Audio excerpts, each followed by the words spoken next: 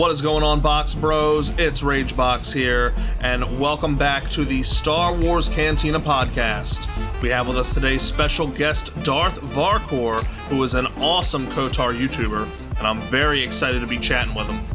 We'll be covering a lot of awesome Star Wars topics today. We're going to be talking about the Obi-Wan Show. We got some KotOR remake news for you guys. And we'll be asking Varkor about his new KotOR movie and much, much more. So stick around, guys. It's the Rage's Cantina podcast, the #1 Star Wars podcast of all time.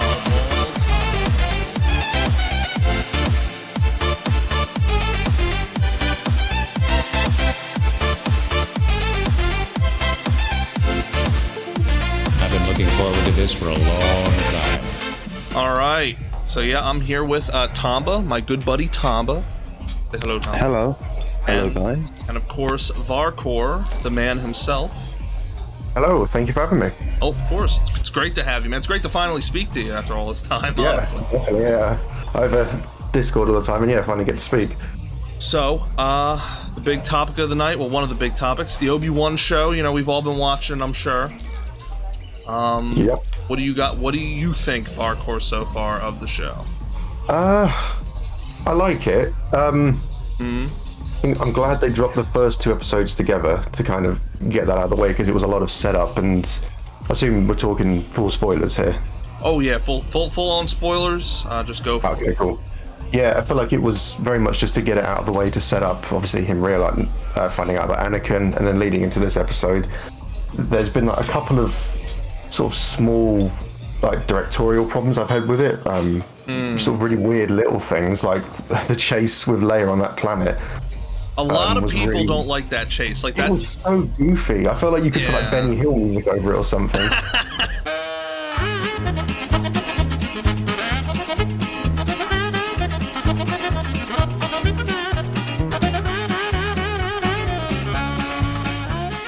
Because it's like, oh, boing, bounces off a tree, and yeah, there's been some weird little things like that, and some contrivances that say, like with Reva just happening to know, oh, if I nick Bail Organa's daughter, that will lure everyone out for definite. It feels like it's been a little bit contrived to get us to this point now of Obi-Wan and Vader sort of reuniting. So I'm excited to see where it goes from here. Hopefully, now that we've got this setup out of the way. Okay, I definitely have my issues with the show. Sadly, a little bit more issue than I actually have, like, praises. But I'll get into that after we get Tomba's opinion. What do you think, Tomba? You know, he hasn't seen episode 3, unfortunately. He told me right before we started. Yeah, I have yet to see He didn't do his homework, Tomba. You didn't do your homework, dude. I know. I'm a day late, what can I say? But the first 2 episodes, I did enjoy it. Okay. I liked what they did with the Owen character. Because he's always been a bit boring up until now. You know, it's he's the same guy from the prequels, right? The guy that played him in the prequels? Yeah. I believe so, yeah. Yeah. I'm not sure of his name. Yeah. I really enjoyed the first 2 episodes.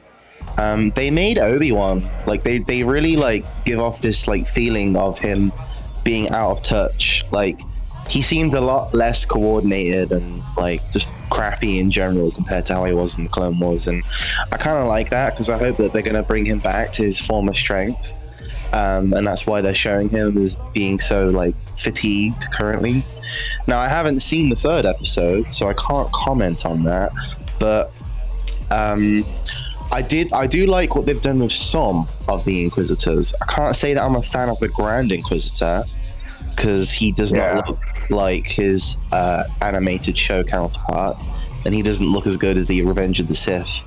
Forgot what the species is called. Those guys. The Paulians. Paulians, yeah. The costume and makeup quality is just not on par with the movies. Yeah. Which you would think with Disney's budget they could do that, but they didn't. Sure. Yeah, they could, but I mean now, the only thing I can assume is it's some sort of practical reason that the prosthetics maybe in Revenge of the Sith was just too much of a logistical nightmare to use in the show, but the Grand Inquisitor so far hasn't really done anything that warranted stunt work. So I don't understand why he didn't look like that. Yeah, he what did he do? He sat there and spun his lightsaber for a few seconds. That was about the gist of it all. And then died at the end of episode 2. But it's how is he gonna die if he's in Rebels? And he dies in the fight with Caden. Another spoiler if you didn't watch Rebels, but he dies in the fight with Caden. So how? I've got 2 theories for that. Okay, go ahead. Is it the 2 stomachs theory? I already heard the 2 stomachs thing. I think it's goofy. Already, but I think either he just isn't dead, and at the end of the show he'll be revealed he's on life support in a bacta tank or something, or they'll go down the route I hope they don't do, and they'll clone him. Oh, God, because we know Star Wars isn't afraid of the odd cloning. Yeah, here's the thing though. The original lore for cloning was that if you try to clone a Force sensitive, it doesn't work out. It just they won't be Force sensitive. They'll die really quickly. It just doesn't work. So I don't know if Starkiller, because they didn't. I was gonna say it took thousands of clones before they had the successful one. It takes that's it. Yeah. You can't just clone willy-nilly any Force sensitive and it work out perfectly every time. It takes a lot, and for them to put that much resources into just the Grand Inquisitor, I really don't think so. I think the best bet is that he's still alive, but here's my big issue. If you look at the scene after she kills him, he's literally eyes wide open on his back, dead. He dead. He looks dead as a doorknob, dude. It looks like his eyes are open, that kind of dead. Go back and watch the scene, because that's what it looks like. So maybe he's just lying there in pure shock. It's just the audacity, the audacity of this woman. Maybe, but I got a dark prediction here, guys. It's dark, and it could start a big war in the Star Wars community. And I really don't want to be the one to break this now to everybody, but I think that this might be a direct attack on Dave Filoni, John, because they did Rebels, and this could just be a big retcon of Rebels. This could just be a big FU from Kathleen Kennedy, we're killing off this character now, and it's gonna screw up with your canon and the Rebels thing, and now they're going some other way. Nah. I know. It doesn't sound. They're heavily involved in the show, aren't they? If he's truly dead, and that is the same Grand Inquisitor as the one in Rebels, then we have a canon issue, a big one, and I don't know what other explanation it could be. But let's not spend too much time talking about it. I hope not, but. See, I have 3 theories. Okay, theory number 1. Maybe it's just a flesh wound, because lightsabers cauterize the wound. I doubt it because of the way he looked. Qui-Gon Jinn took the same wound and he died. So, but again, 2 stomachs. I guess he's a different species. Yeah. I don't know. Okay, so theory number 2, all right, which I also don't like. Now Disney's not afraid of cloning everyone, because they've been doing that lately. Okay, I don't know if you've watched the Jedi Survivor, the sequel game to Fallen Order, the trailer for that game. But the running theory is that at the end of the trailer, the person in the bacta tank who looks just like Cal Kestis is somehow a clone of Cal Kestis. That's the running theory. Really funny, because that's one of the things we're gonna talk about later. So maybe they do clone him. Maybe they're just gonna get clone happy. Like how everyone's doing multiverses lately in their shows and movies and games. Maybe they're just gonna do clones now. That's the new hot thing. I really hope not, though, because the problem with cloning, and George Lucas himself made up this rule to subvert this major plot hole. The problem with cloning Force sensitives is that if you could do it easily, why would they not just make the whole clone army a bunch of Force sensitives? Why not make an army of Jedi or an army of Sith? It'd be so easy to do. So in order to subvert that major plot hole in Star Wars, George Lucas said, well, if you clone a Force sensitive, it doesn't really work out because the midichlorians are part of this whole grander thing, and they're not easy to just clone like that. You can't just clone midichlorians. So I suppose with not cloning a Jedi army with the Jedi probably wouldn't allow it. Well, yeah, but they're the not Sith. warriors, and also how would Sidious have then implanted Order 66? I don't think he'd have such an easy time controlling Jedi like that. Yeah. So I suppose you could argue that, that's why they didn't do that. It's the same thing with this is why I don't like Episode 8, because the whole I know now we're gonna get into this, but this is why I don't like The Last Jedi, day 504.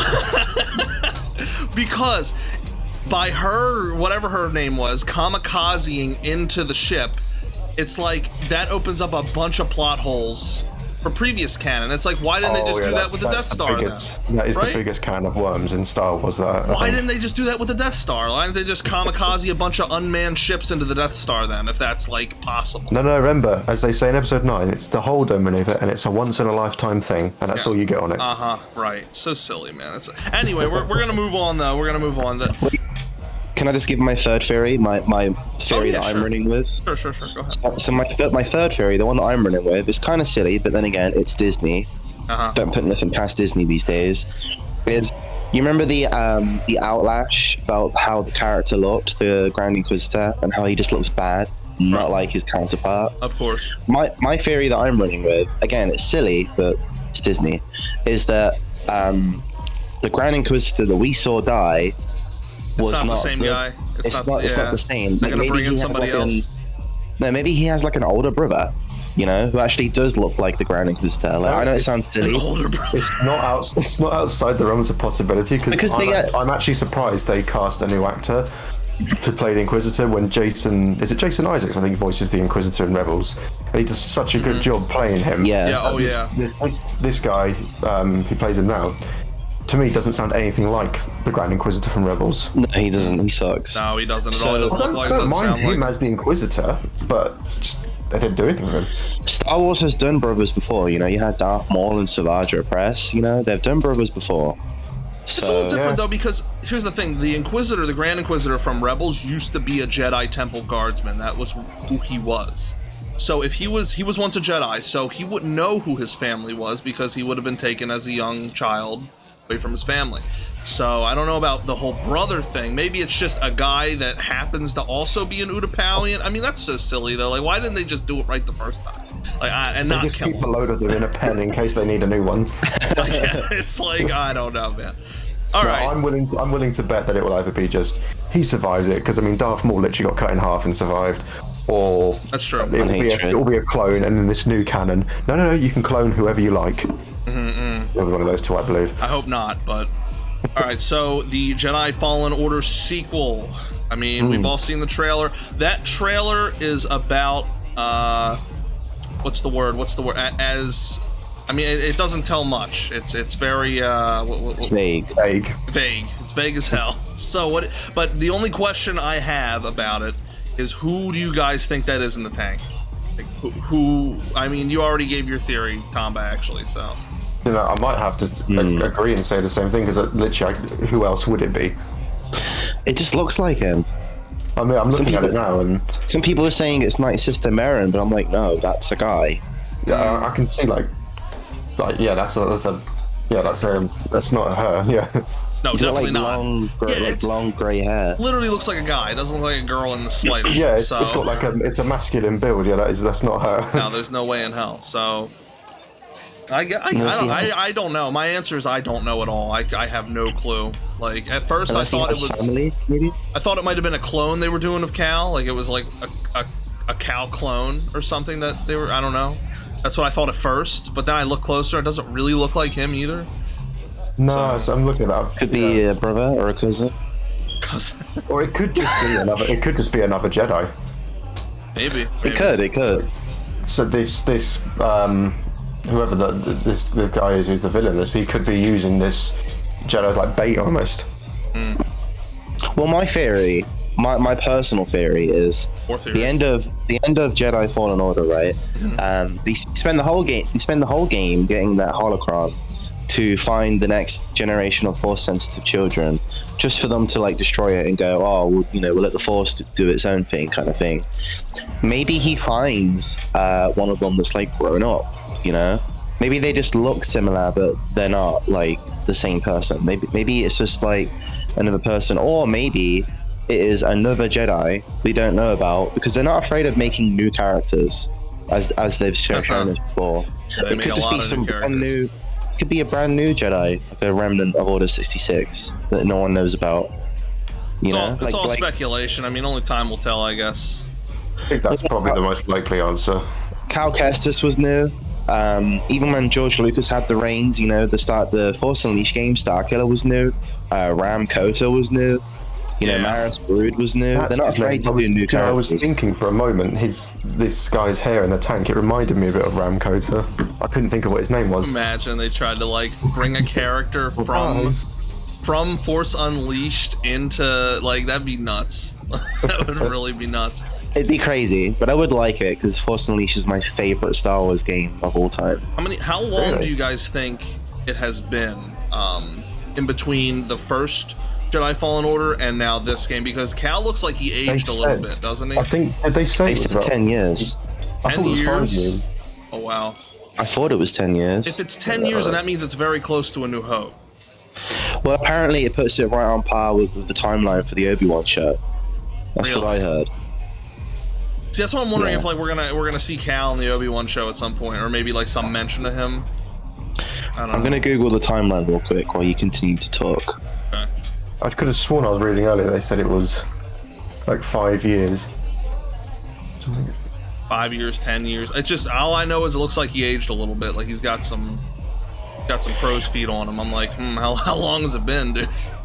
I thought for a second I thought maybe they could be like post episode 6 or something, but probably not. That would be nuts though. Like you find out like what he's been doing during the movies and. Okay. So we're both right. I just got mixed up a little bit. The original Jedi Fallen Order follows Cal Kestis 5 years after Order 66 was enacted. Okay, I thought it was longer than that. But then Jedi Survivor picks up Cal's story 5 years after the original game. Okay, so that is like right around the time of the Obi-Wan show because it's 10 years after. Yes. Luke and Leia are 10 years old, so right. Interesting. Do you guys think that, as I say, if they leave it at this, or if they do a third game, do you think Cal will survive, or do you think they'll kill him off? Because otherwise, he's kind of left a bit open-ended what he's doing out in the. I think he did. The Star Wars universe. They can't keep doing like they did this with Ahsoka, and then they did it with Ezra. And so it's like there's all these Jedi that are just out and about during episode 4 and 5 and 6, and they're just not involved at all. And the more Jedi you throw out there in the galaxy that are just out and about, the more unbelievable, at least for me, it becomes. Because it's like, what are all these Jedi doing while the rebels are like fighting for their lives over here? They're just like goofing around in the unknown regions or something. Like, I don't know. Like, so it's like, I think they're gonna kill him probably. They might. My friend, I remember I was talking to my friend about this. He had a theory that maybe in the end of, say he has a trilogy, at the end maybe he goes off after the Zepho into a completely unknown region of space. Right, yeah. And maybe he just kind of leaves known space, so he's not physically not around for all these events. Zepho, I always felt like the Zepho are like the discount Rakatan. You know? It's like another empire that existed a long ago. Okay, well, like, what about them though? I guess they're retconned. I don't know. Yeah. Which I don't like at all because I think the Rakatans are technically canon because apparently there's a Rakatan artifact in Solo. Is there? Yeah, in I can't remember what his name is. The villain, like his office towards the end when he's like flinging that stupid blade about. Look up the Rakatan real quick on Wikipedia and see if they have a canon section to their Wikipedia. Because if they don't, then I don't know. Really disappointed. You know what I mean? Revan does now. They do have a canon page. They do? Yeah. No shit. All right, hold on. Let me see. Looking it up. Yeah, that's it. In the Solo official guide, there's an object from his office that says it belonged to the Rakatan Empire. No shit. Yep. We're an ancient amphibious humanoid species native to the planet Lihan. Now Lihan is canon too? Damn straight. Alright, well. Feel like they got pictures of them in the canon section and everything. Okay. I mean, I always love, like when I was a kid, right? I always loved the story of the Rakatan because it's like it explained why there were single terrain planets. Like, cause you think like planets aren't like that normally. Like planets like have multiple terrains to them usually, you know, like you got the forest and but then it's like you get these planets that are like one terrain, like Tatooine. It's because of the Rakatan. Like they stripped everything clean. The Wookiees on Kashyyyk, it's all because of the Rakatan. It's like the whole planet's one big forest. Like it's all because of them. I love the red button. No, it's great. It's so good. I love the whole concept of like ancient civilizations that once existed that faded away, and like it's the same thing in Mass Effect. You ever play Mass Effect? I was about to say that. Yep. The Protheans. Oh yeah, the Protheans. It's the same. I love it, dude. It's great. It's pretty because for Mass Effect 1, they pretty much looked at everything that worked for KotOR. And thought, we'll take the ancient mysterious species. You've got to search for something that they left behind. But you can't go wrong with it. Right. I love the Mass Effect series. So speaking of KotOR now and everything, we got some KotOR remake news for y'all. You know, we're getting into the good stuff now. Ooh. So apparently now the owners of Asper, they're called the Embracer Group, had their fourth quarter financial report recently, and during it they were asked about what's going on with the KotOR remake, and this is what they said. They said that they are very confident that the KotOR remake will be one of their most successful games ever. And that's it's pretty bold. What do you guys think about that? You got high confidence in Asper to pull this thing off? It all depends on if they follow the original recipe or if they go crazy and just change everything. Because a lot of I would say at least 2/3 of the people hyped for this game are fans of the original game. Oh yeah, for sure. So you don't mess with the recipe because you already know it works. They said they were gonna try to stay true, didn't they? They said they were gonna. Yeah, they said they want to honor the original, right? Whilst making changes. Which I just don't want it to change too much. I don't want it to get too woke or whatever. I don't want people to be changing genders or changing the story or something. Like Revan's a guy, not a girl. He's a guy in canon. You can choose. It's the same with Shepard and lots of other characters. It's a role-playing game. You could choose, but they shouldn't take that away. But I don't want them to make HK any less abrasive than he was in the original. If not, make him more abrasive. They will, because even with the Old Republic, which is still ongoing, they've kept, as much as I dislike the Old Republic, they've kept the core of the HK units and what makes them what they are. So I don't think we're suddenly going to get, Mr. Cuddly Friendly HK-47 instead. Although that would be hilarious if you could put a setting on him so he's all super friendly. Oh my lord. Now, apparently, more news, Asper aren't the only ones that are working on the remake. Now, I didn't know this. The Embracer recently acquired another company called Saber Interactive. Have you guys heard of them? Yes, I think I've heard. They did the Witcher 3 ports, didn't they? I believe so. They also did the Halo Combat Evolved anniversary and the Master Chief Collection. Mm-hmm. That's what okay. Yeah, so... They did a good job. Yeah. They did. So now that there are more companies working on the remake, do you think that's a good thing, or do you think it might just muddy things up? Like there might be conflict of interest or something? I don't know. That's the only thing I worry about.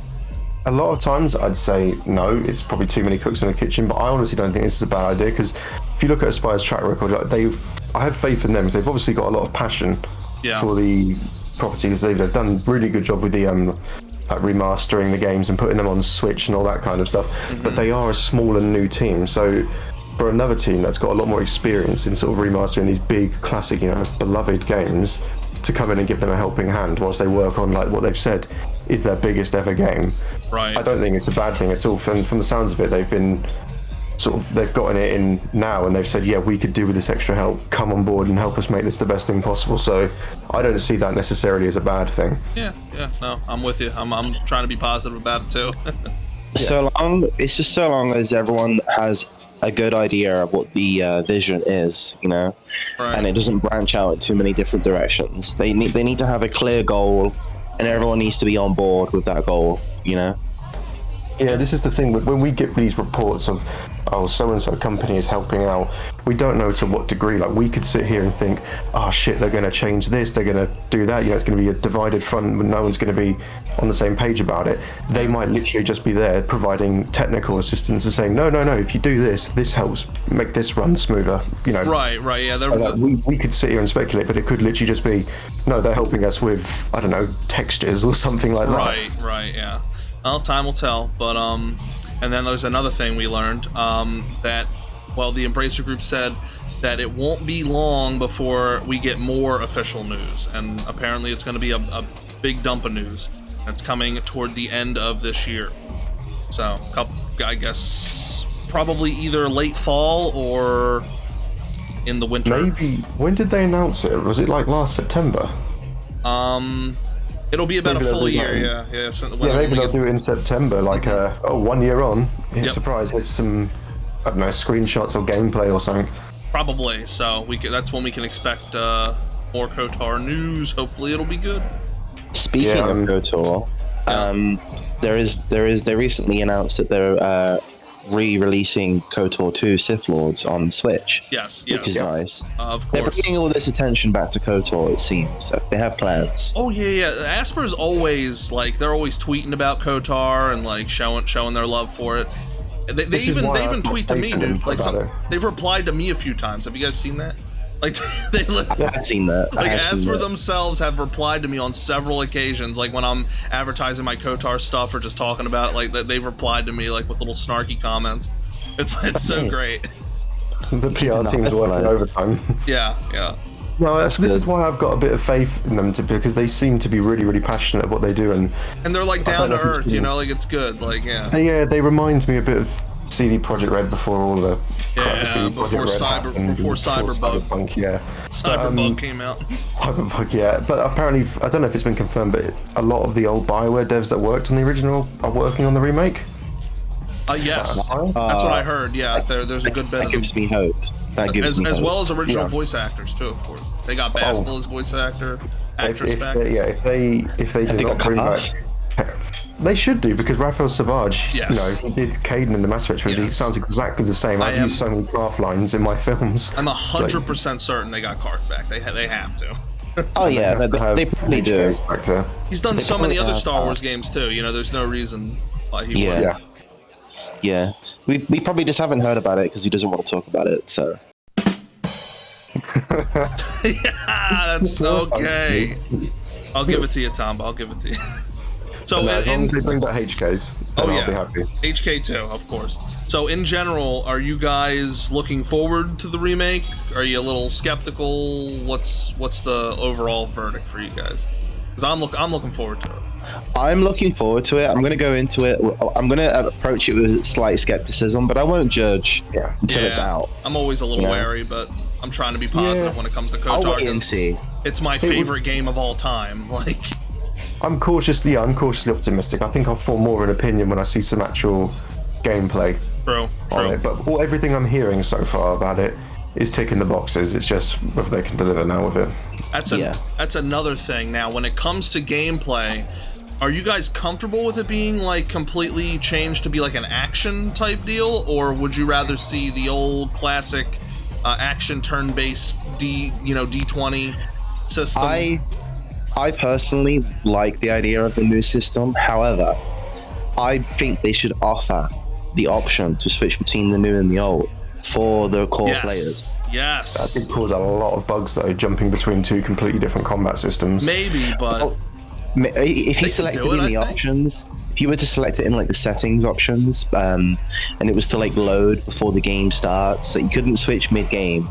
You know, that could probably fix any problems. That might be why they brought these other companies in to help them with that, the technical aspect of that. Well, Varkor, have you played any Final Fantasy games? Have you ever gotten into? I played 15. 15. So that's all real time, isn't it? Oh yeah. Have you heard in the 7 remake that they did? They actually implemented a similar system where they had like a turn-based type system for people that like that combat, and then they had like the live action.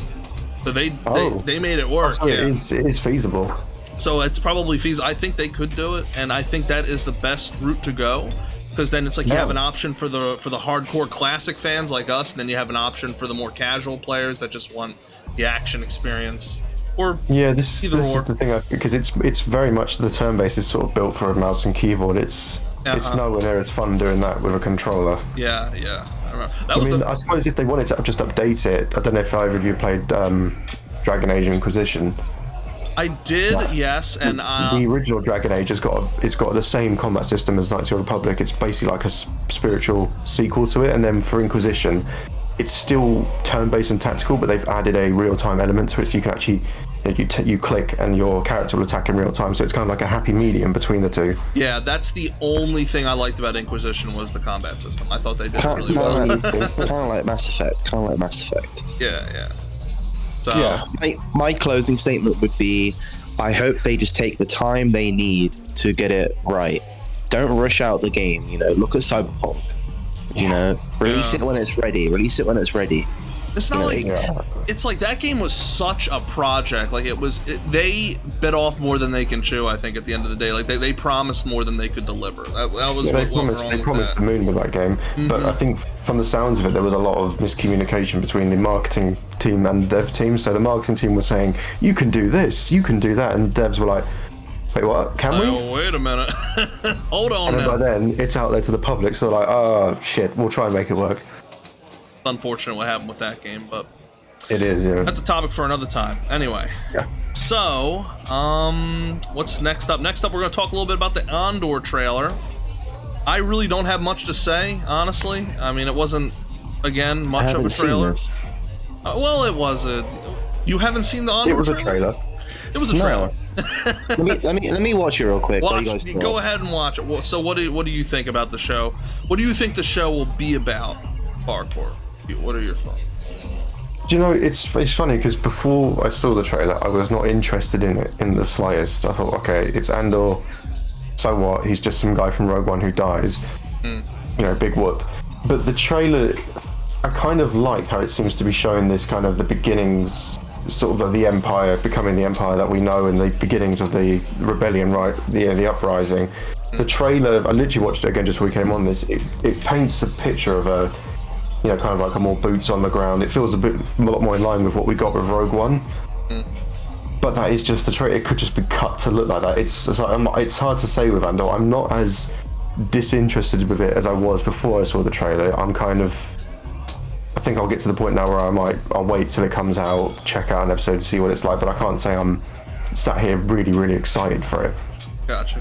When I watched the trailer, like at the end of the trailer, my whole thing was just meh. It was literally just meh. Like I don't know. The shot is so weird. Yeah. It's like printed on a wall. I don't know. Well, I gotta wait to see more, I guess, see if I get interested. But I am interested. I do like the shot of, I assume, the Imperial Senate. It'll be interesting to see that a bit more. That was probably the coolest part about the trailer, honestly. Yeah.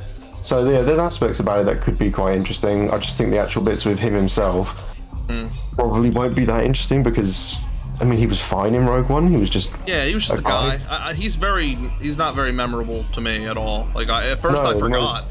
I was like, who's the most Andor? memorable character in Rogue One is KotOR. You know who I thought it was, Varkor, at first? Like at first, when I first heard about the Andor show, I was like, that guy Joe Lee talked about that had the Destiny? Like they're gonna make a story about him, dude? Oh, I can't think what he said his name was. It was Andor. Andor Vex or something? Something like that, yeah. Like that he fell down the shaft and like exploded the whole... Remember that story Joe Lee told in KotOR 1? Yeah. Then the whole thing is told from Johnny's perspective. That'd be great. Like, that'd be a show, man. Like, take my money. Yeah. Like, come on. I just watched the trailer. Okay. What do you think? It was pretty good. It feels like they're just like hyping the rebellion. They're building like hype for the rebellion. Yeah. It seems to me like what they're doing with these shows is, now I wasn't alive during this time. I don't think any of us were. But go back to the 70s and 80s, right? When Star Wars first came out, the idea of this big rebelling against the Empire, and it was something that everyone could get behind. We haven't really had that for quite a while. It seems like this Andor show is trying to like recapture that former glory, of like a rebellion against a major force. So that might be what this is. It's like building like hype. Like they're trying to like recapture the cult feeling that people had back then in regards to like the rebellion and rebels and like the Empire and stuff like that. Now, I remember what Andor what he showed us in Rogue One was that like now we all know it's like usually the rebels are the good guys, Empire's the bad guys, and it's like that black and white, right? Like in the original trilogy it seems that black and white, but what Andor showed us in the movie, this is the one thing I take away from his character, is that it's not always that black and white. Like sometimes the rebels do bad shit to get the job done, and sometimes there are good people in the Empire that are just doing their job, and it's like, you know what I mean, and it's not always that black and white. Maybe they could expand upon that too, that I don't know.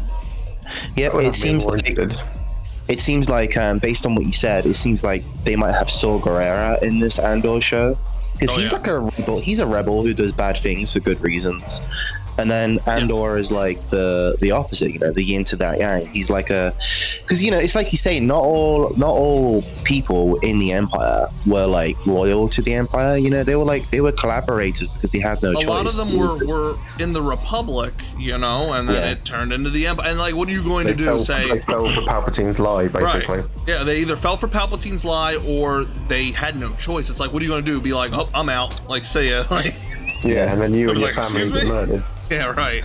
So it just became another link in the chain. Like the guy, you remember the guy with the mustache from Clone Wars that had the voice, and he did like the narration for the episodes, but he was also like a general. Was he a general or was he a lieutenant? I think his name was ℂℍ𝔸℉𝔼𝕃. Yeah. General ℂℍ𝔸℉𝔸ℍ. Guys, he is in episode 4. I'm sure you guys probably know this, and I'm just... Yes, he's wearing white. Yeah, he's in episode 4. You could see him, and it's the same guy, and he's just there at the meeting when they're talking about the Death Star and stuff.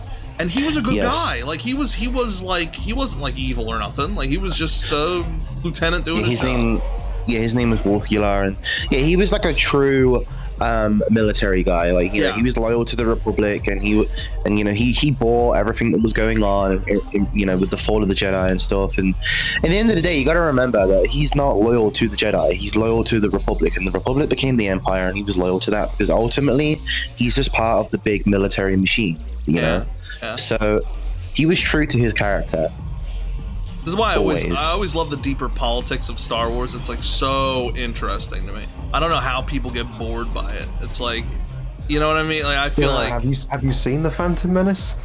Boo! Oh boy! Don't get us started. Listen, I love the Phantom Menace. Okay, it's like that's my favorite Star Wars movie of all time. It's mine too. Yeah, I'm not even kidding, bro. But let's not get. Okay, go ahead. Let me real quick, right? So when you're a kid and you're watching Phantom Menace, right? Yeah. You watch it because the cool pod racing scenes and the cool Jedi and Darth Maul scenes, right? It's great. It's wonderful. It's fantastic. Don't forget. And Jar Jar. I forget Jar Jar. I can't believe I'm hearing this shit. You just hear a gunshot go off over by Varkor's side. Like, oh god. But then, you know, rewatching The Phantom Menace as an adult, right? That film is so misunderstood, right? Because when you watch it as an adult and you actually understand the greater political meaning behind everything that's going on in the background, you know, with the Trade Federation and Palpatine pulling the strings back then, and, you know, he engineered this plan for a long time. This had to be like 30, 40 years in the making for him. You know, it was him and Plagueis. Both of them were.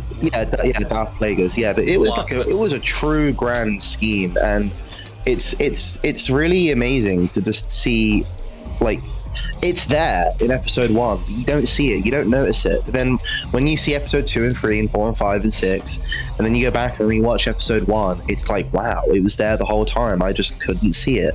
Kind of like how the Jedi couldn't see it. You know, it's poetic in that regard. I really like episode 1. It's my favorite movie. This is my TED Talk. Is that actually your favorite out of all the Star Wars films? Yes. Yes. Wow. Mm-hmm. Even more than Empire? Yes. It's very close. They're all close. They're all very close. Like episode 1, 3, and 5 are like in the same ballpark. Like they're very, very, very, very close. I would definitely agree with that. But probably the only reason I put 1 above everything is it's the first Star Wars movie I ever watched, and technically no, and I did watch 4, 5, and 6 first. But it was the first movie that as a kid really captured me. Like I did enjoy the original trilogy as a kid, but that movie was like, because I mean, it was of course geared more towards kids. It was a newer movie. You had Darth Maul. I mean, you had the pod race. You had all that great stuff. That was Star Wars mania. Like they had it in the 80s and stuff, You know, they had their Star Wars mania, but this was our Star Wars mania. I remember when that movie came out, it was everywhere. Vending machines had Sebulba and Anakin in the pod racing. Dude, you couldn't walk 2 blocks without seeing Jar Jar somewhere. Yes, yes. There was like Jar Jar, like shower gel. Everyone loved it. Everyone had those crappy lightsabers, the plastic ones you could like flick out. Everyone had those. Yeah. Everyone knew who Qui-Gon was. Qui-Gon's best Jedi, in my opinion. You know, fight me on that. I just love Episode 1. I love it. It's my favorite movie it's my favorite memory, actually, as a child. I watched it in the cinemas, in the theaters, the movie theaters. I wasn't that lucky, 1999. I was 7 years old. It was phenomenal. It was amazing. One of my favorite memories. What happened to me was the whole way I got into Star Wars was seeing the commercials for Episode 1, and I saw the pod race, right? So it just looked amazing, right? That was my first time ever seeing Star Wars. So I was asking like my parents, like, oh, I want to see Star Wars. Like, I want to see what the Star Wars thing is. Yeah. They didn't know what the hell I was talking about, so they got me the whole original trilogy on VHS. Right, so I'm watching. That sounds like a good trade to me. I mean, sure, but it's like I was watching the whole original trilogy, right? And sure, it was great and all. I was able to watch it and be entertained, but the whole time, all I'm thinking is, where the fuck is this pod race scene, dude? Because that's what I wanted to see. Because that's what, as a 9-year-old kid, I saw that on the TV. I was like, I want to see this whole pod race thing. And where's the funny Gungan? Right, where's the Gungan guy? Right, so I watched the whole thing, and at the last scene, of course, I thought it was incredible, but I was like, yeah, but there's just one thing bugging me, you know, where was the pod race? So come to figure out, that's the new Star Wars Episode 1. By the time I figured it out, it wasn't in theaters anymore. It was on VHS, so I got it on VHS, and I watched it, and I was like, holy shit, man. And also, got the video game. I got the Phantom Menace video game. The PS1 game was great. That was the first Star Wars game I ever played. The Phantom Menace video game. Phantom 1 Menace. The Phantom 1 Menace. I can't talk right now. I'm too excited. The Star Wars game was Star Wars Episode 1 Pod Racing on Nintendo 64. That was my first Star Wars game. I never got to play that one. Phenomenal game. You think I would? Was it Jedi Power Battles? Yes. That came out around the same time? I was streaming that a few months ago, man. That was Jedi Power Battles is a lot of fun. Yeah, In my opinion, Episode 1 had the best music. Out of all the Star Wars movies, it had the best music. Oh, yeah. I mean, no one can argue with Duel of the Fates. You can't argue. I was just gonna say, nothing can top Duel of the Fates. It was so phenomenal. That's why, you see, now this is why, now Varkor, I can tell from the aura that you're not really big on the prequels. That's fine and all. But no, I see the merit in some of them. Revenge of the Sith is obviously my favorite of the 3. Okay. I don't think any of them are particularly amazing films, but I can see the merit in a lot of them. I think in there somewhere there is a fantastic story. It's got some brilliant moments in it. Here's the biggest merit for me in Episode 1. The reason it's called Duel of the Fates, right, is because that duel is literally the fate of the entire galaxy, and not a lot of people like really get it at first. Yeah, this Dave Filoni was talked about this, didn't he? Yes, he did. This is why I love Dave Filoni, because he is like the true successor to George Lucas, because he really gets it. Right, because by Qui-Gon dying, that seals Anakin's fate in becoming Darth Vader. Like, he needed Qui-Gon to really guide him properly. And that's why, that's the whole thing. So it seems like you already know, but yeah, so it's like, it's such a dark moment. It's like the whole turning point in the galaxy, upcoming from 1,000 years ago with Darth Bane's plot, right? It's like the true turning point, and you know it because in the duel, when Obi-Wan's like stuck behind the laser fence or whatever it is, and there's like no music. All there is like you hear like the chants of the Sith. That's like all you hear during like the fight, because it's like, this is like the turning point. Like, if Qui-Gon dies here, it's over. Like, it's the fate is sealed of the whole galaxy, and then it happens.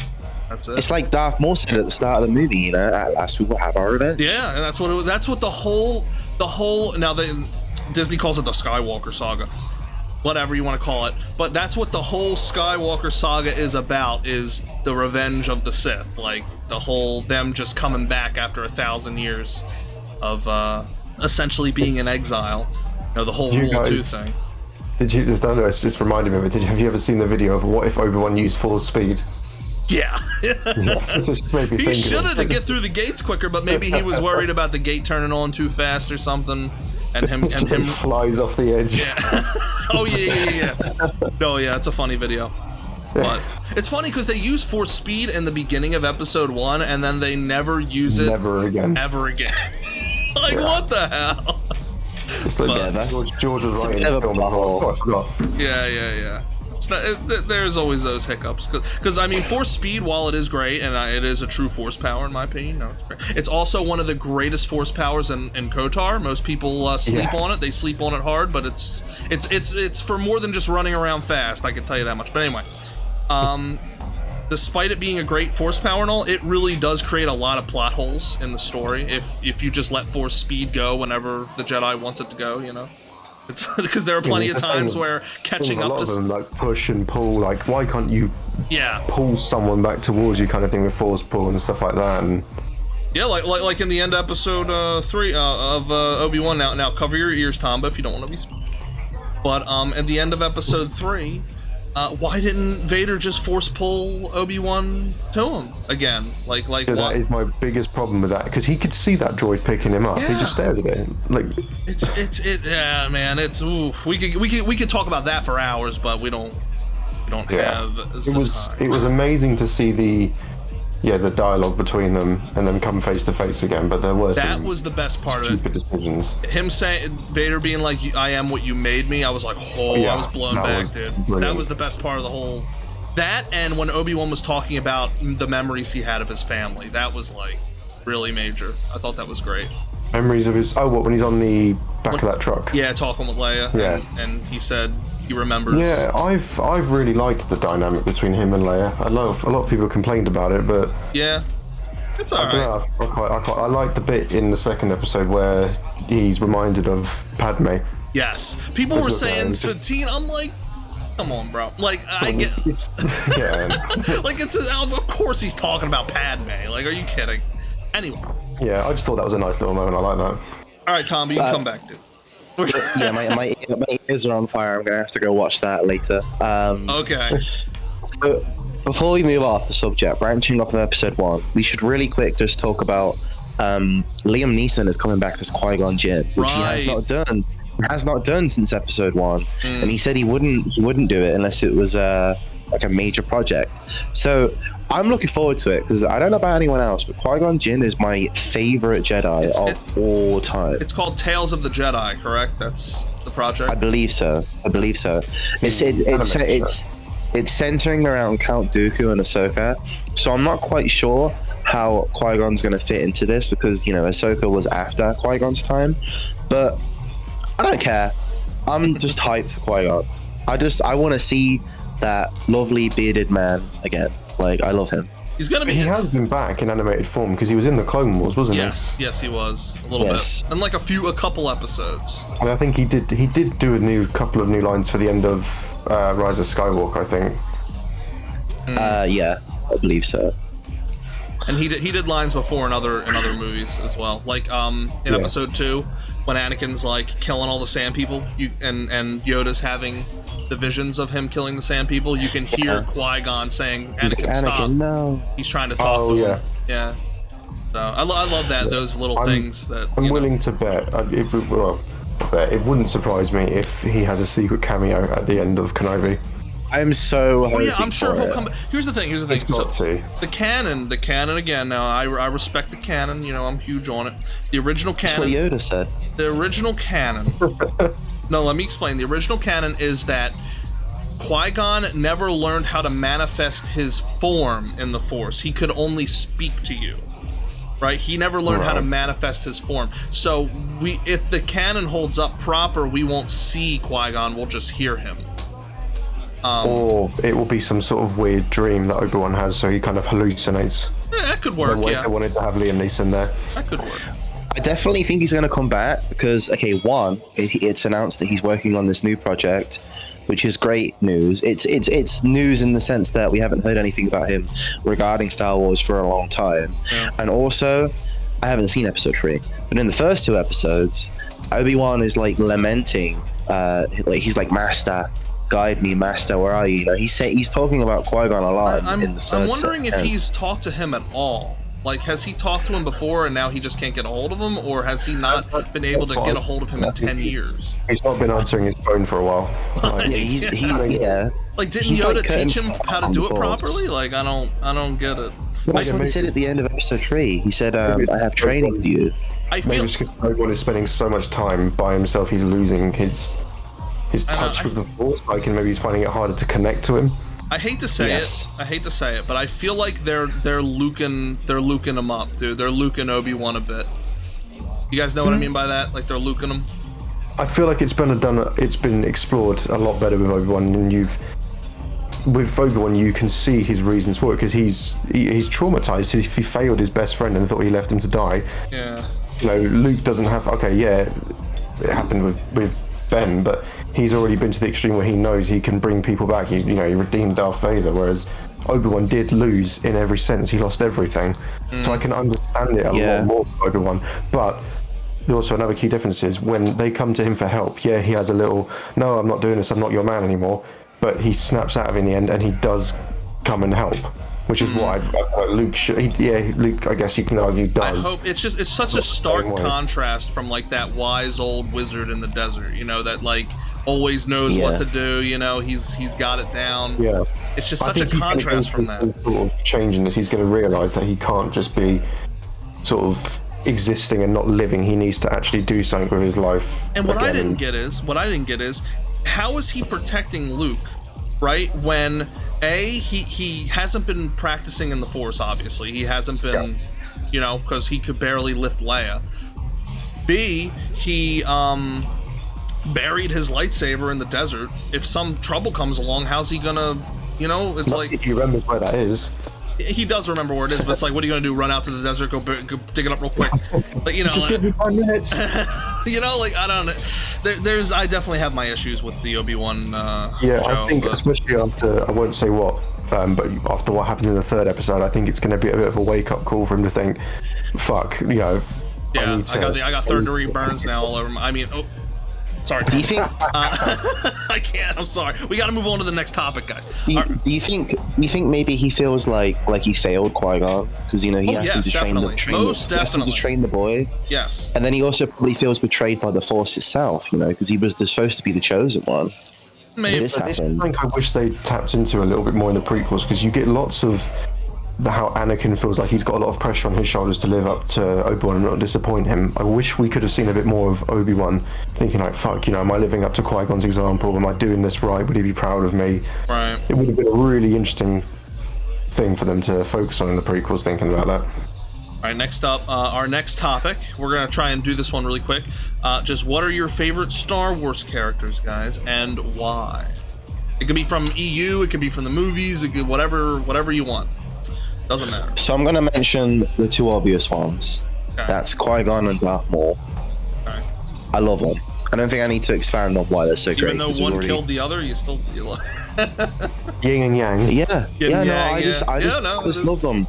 They made Maul seem so insignificant because, like, okay, so in the first movie, he's like this, like you know, force to be reckoned with, and then he dies, you know, and it's like, oh wow, you know. Well, he doesn't really die. You know. But then they bring him back in the Clone Wars, and that's what I loved about him. They really fleshed his character out, and you know, like he finally lived up to the potential that I felt he had in Episode 1. You know, before being sliced in half and falling down the shaft. Right. I love Qui-Gon because, in my opinion, right now, this is a controversial opinion. In my opinion, Qui-Gon is a true Jedi. Right? He's what's known as a gray Jedi. Because I feel really like say he's a gray Jedi. I think people go too far when they try to pin him as a gray Jedi. But he believes in the living Force. That's the thing. He believes in the living Force, which is different. Which is a little different than like the ordinary dogmatic belief of the Jedi. I just feel like all the formalities of the Council. Yeah. I just feel like the Jedi Council during Qui-Gon's era, they really like cut themselves off from their true potential by like limiting themselves. You know, like okay. Compassion can eventually lead to the dark side, but not always, you know? And that's what Luke basically taught everyone in his new Jedi Order that he made in the box.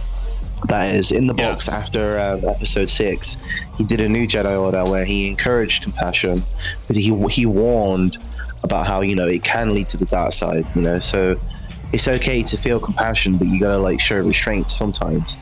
That's what I liked about that. So yeah, I like Qui-Gon because he was like, he echoed what later became a reality with Luke's new Jedi Order, which I liked. I like Maul because he's just fantastic in every way. He felt like a true Sith. Everyone else felt like they were like working to someone else's agenda, but Maul just felt like a true Sith. Like, yes, he was Palpatine's apprentice, but he felt like he was working towards the Sith agenda. Well, in the Clone Wars, he really does take over and do his own thing, and he like becomes the leader of the Mandalorians at one point. It's like yeah. He crazy. runs the crime syndicates as well. Yeah.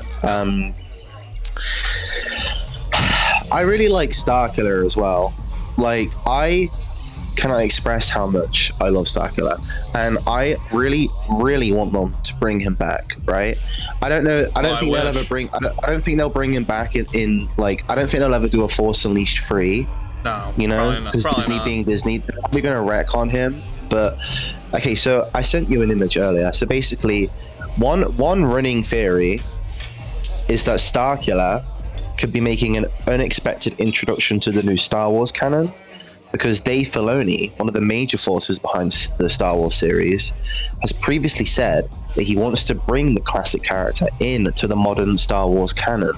Huh? So when did he say that? Yeah, well, he has. He's gone on record as saying it, because the new teaser trailer for Jedi Survivor, it features a new mysterious foe wielding a red lightsaber, and it says that this could be Starkiller. Having legacy characters make their way into the current canon isn't unheard of, because Admiral Thrawn made the jump and became a prominent antagonist in Rebels.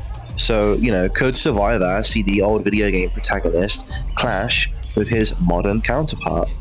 You know, I'm really hopeful, because I'm down for anything Starkiller.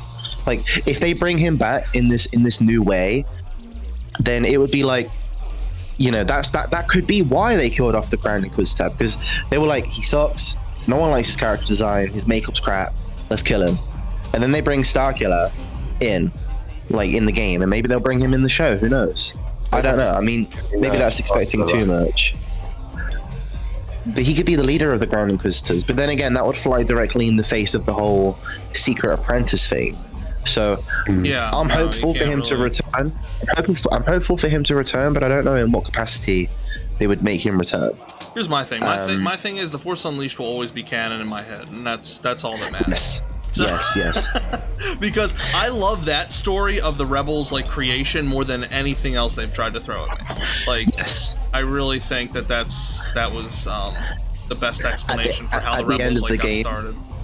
Yeah, at the end of the game, when Leia says we need a symbol for the rebellion, a symbol of hope. Yeah, and it's his family crest, right? It's his family crest. Yes. Oh shit! Like, it's so good.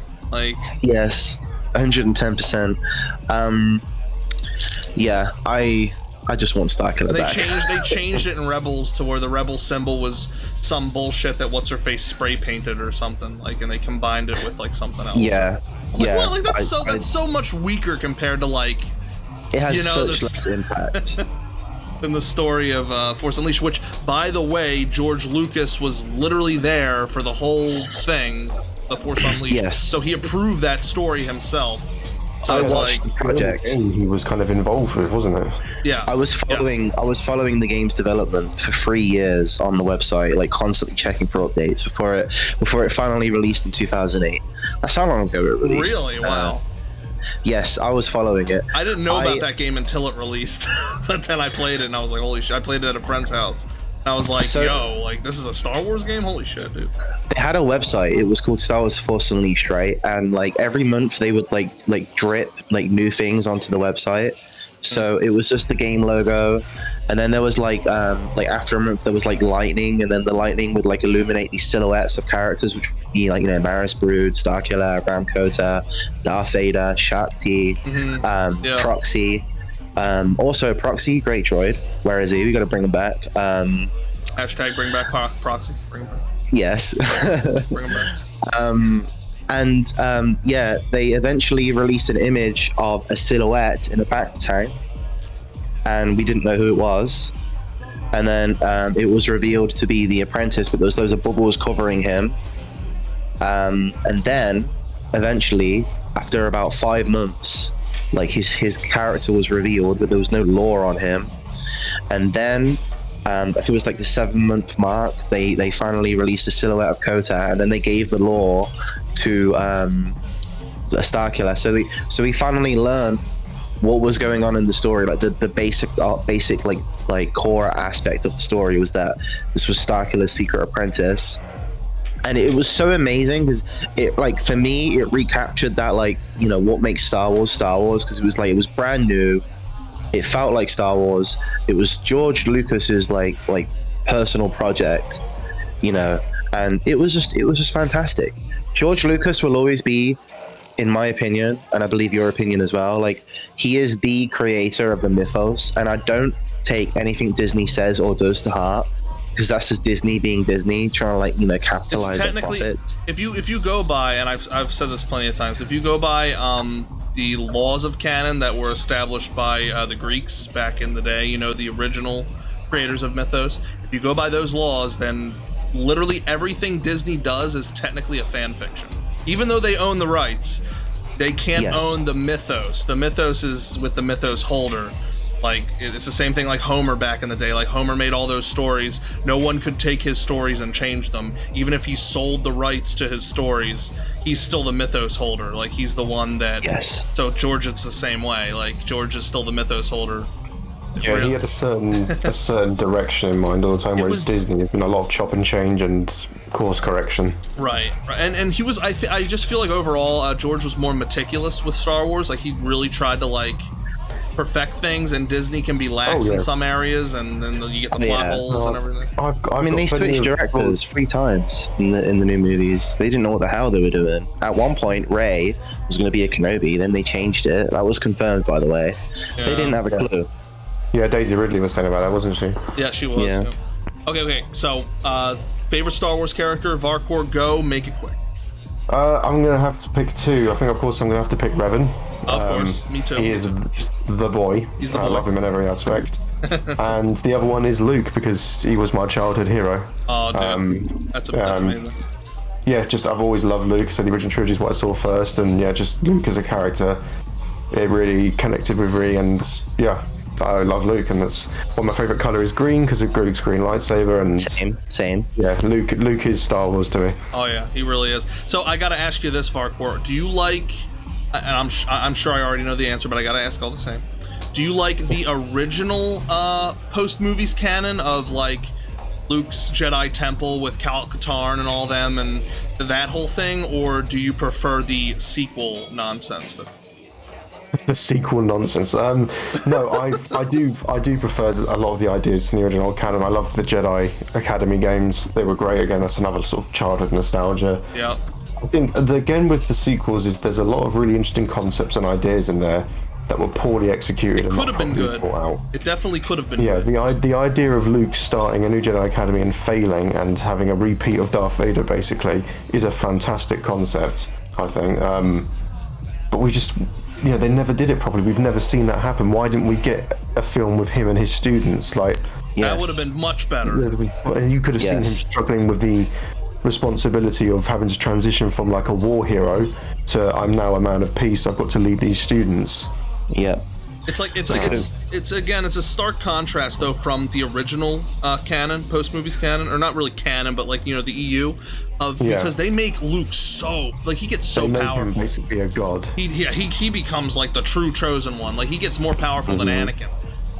Which I do have also a bit of a problem with, because he's portrayed as very like evangelical in the old EU stuff, and I don't quite like that either, where he's almost like Superman, like, haha, let's go kids, let's go save cats from being stuck up trees, kind of Boy Scout. The one story I like is when he stops the thought bomb. Like, I thought that was like really, because that like goes back to the Old Republic times, so it kind of like ties in Luke's story with the Old Republic, which I thought was okay. I've not heard that one. The thought bomb and all that with what was it?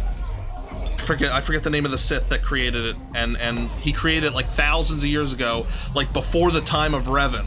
And it's the thought bomb is like a Sith ritual which has the power to destroy pretty much an entire planet. It's similar to like Nihilus's ability. Was it Marco Ragnos? It might have been Marco Ragnos. Yes, it might have been. Interesting. That sounds quite cool. It's a comic series. I think it's a comic series. Like a Dark Horse comic series. It's pretty good. Okay. I love the Dark Horse comics. But anyway, I'm gonna say my favorite Star Wars characters of all time are both Revan and Exar Kun. They're incredible. Yes. They're great. I mean, Exar Kun was probably one of the most powerful Force users and lightsaber duelists in galactic history.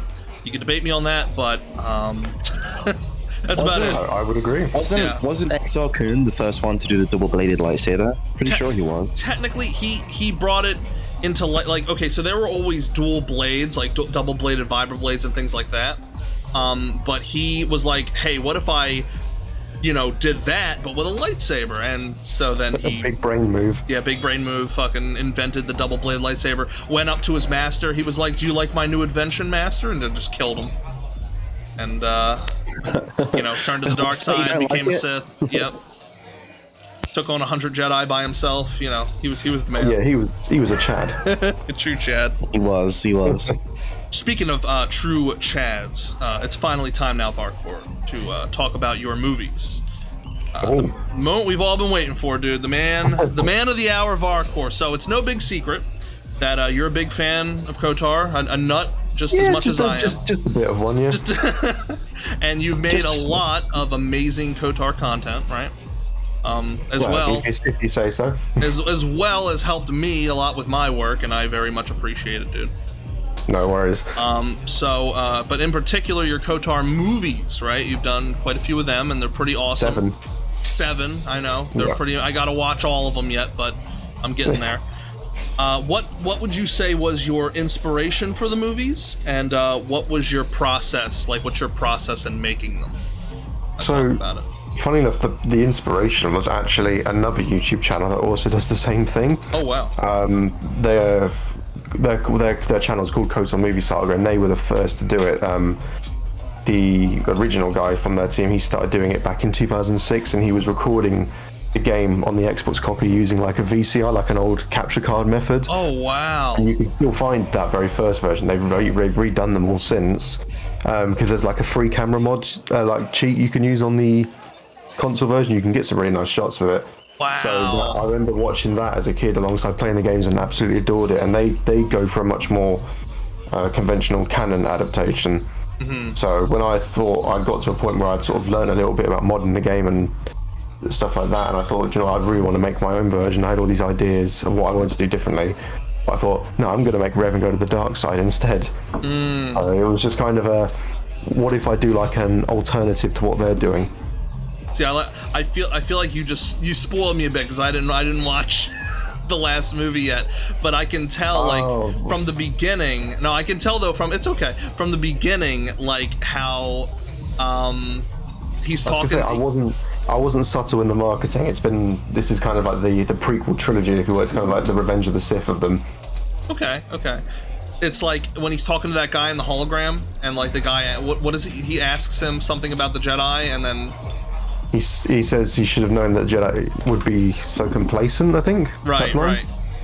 And he's like questioning him. He's like, you are like still with the Jedi, right, or something like that. Yeah, and he's like, no, I've got to go. Yeah, that is his. So I was like, oh shit. From the prequels, I gave him a new master for Dantooine instead of being trained by Jar and all that. I gave him this new guy. Yeah, it's really fascinating. I love the direction you're going with it. Yeah, I've tried to. The way I see it is like, why do it by the book and what happens in the game? If you want that, play the game or watch KotOR Movie Saga, because they did such a great job adapting that. Yeah. So it just kind of, I kind of get going with thinking, oh, what if I do this instead? What if I do that? And yeah, I come up with my own crazy messes with them, and somehow they seem to work. So. It's great, man. Now, what about future projects? Do you have any future stuff you might want to talk about? No, nothing to be announced at the moment. Okay. So I've just finished this last one, and I'm going to take a very big break because I've been doing this pretty much solidly since November 2014 when I started the first one. I believe it. all 7. So yeah, I need the summer at least just to, I've got games to play, films to catch up, and all these fun things, and not be stuck at my computer after work every evening. And for a living, my job is being an editor, so it's literally like, right, work's done, time to edit again for another 4 hours in the evening. So yeah, I need a bit of a break. I would love to, I have said before, I would love to do like a remake of my very first KotOR 2 film, because it's old now and it's nowhere near the quality of the rest of them.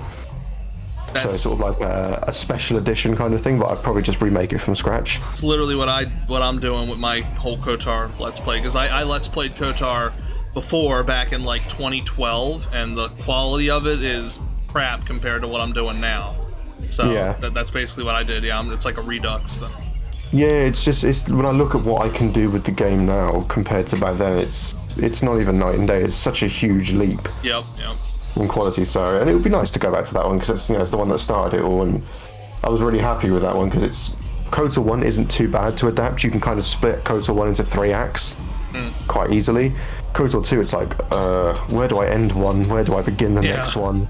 KotOR 2 is all over the place, but it is. I think KotOR 2, and if I was to do it all over again for the very first time, I would do KotOR 2 as like a series, not films. Awesome. I think it would really benefit from it. That actually, so my next question. So how long does it usually take you to do a whole movie?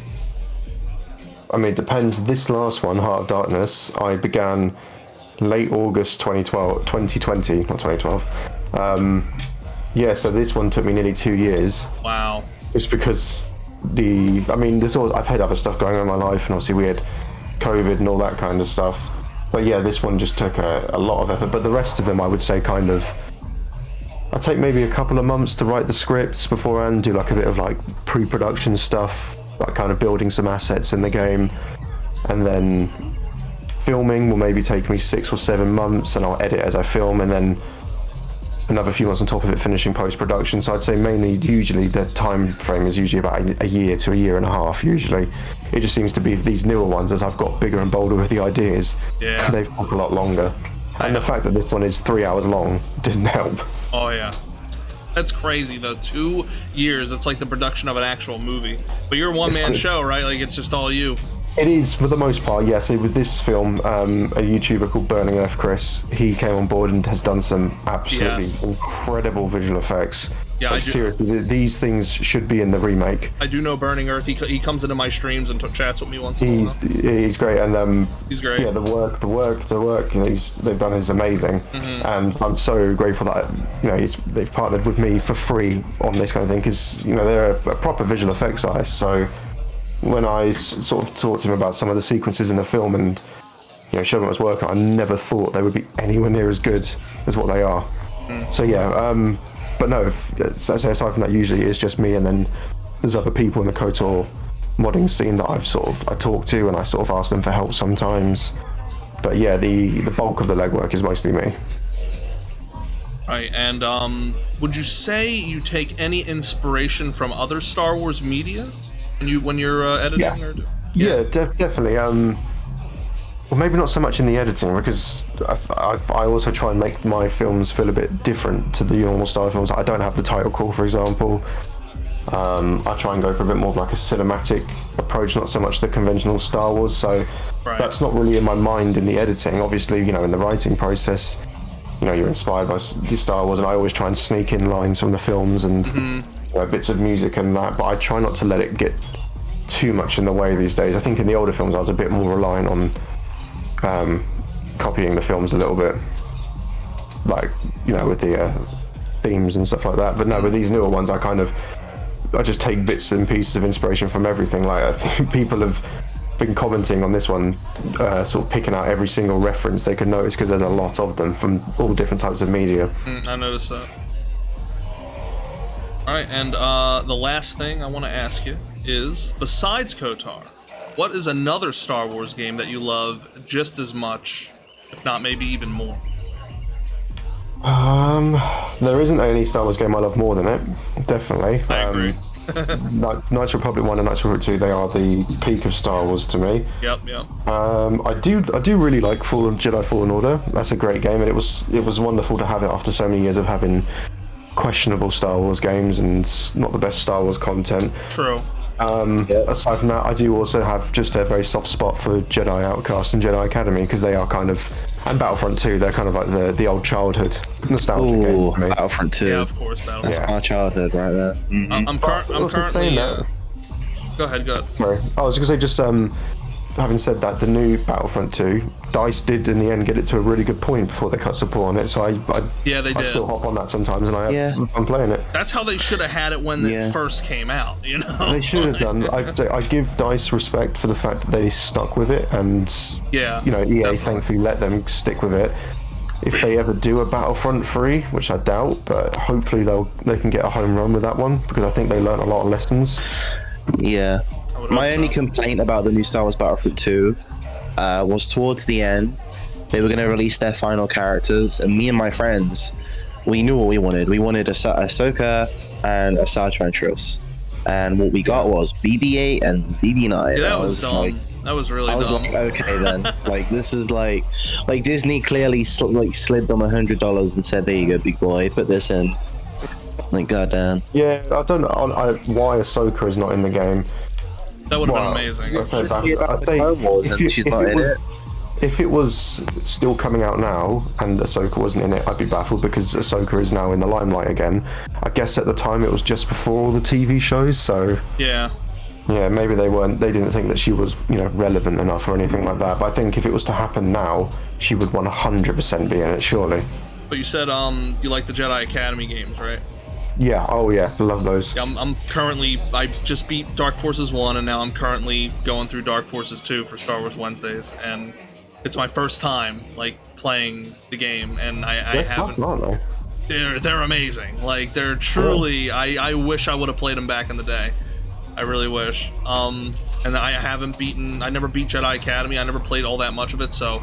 I'll be playing that one Jedi next. Academy is I know I get a lot of people saying oh no, Outcast is the best one, blah blah blah. Yeah. I don't know, it's just because I played Academy first, but getting to customize your own Jedi and training at the Academy. That is really cool. Yeah, going to Luke's Academy and training, and then you do missions for the Jedi and all that, right? And then... Yeah, you get to pick the missions. Some are optional, you don't have to do them all, and... It's really neat. Yeah. Is that the game, you play that after... Dark Forces 2, right? You would play Jedi Academy, that would be the next one? No, Jedi Outcast is before that, I think. Oh, Jedi Outcast is first and then Academy? Yeah, because at the start of Outcast, Kyle Katarn's not a Jedi anymore, and then he comes back, I think. Oh, okay. Oh, sorry, spoilers, but... No, it's fine. I already know he becomes a Jedi because I'm at the point in Dark Forces 2 where I got the lightsaber and I'm getting Force powers. And... Outcast is definitely before it. It's kind of like a setup to Jedi Academy.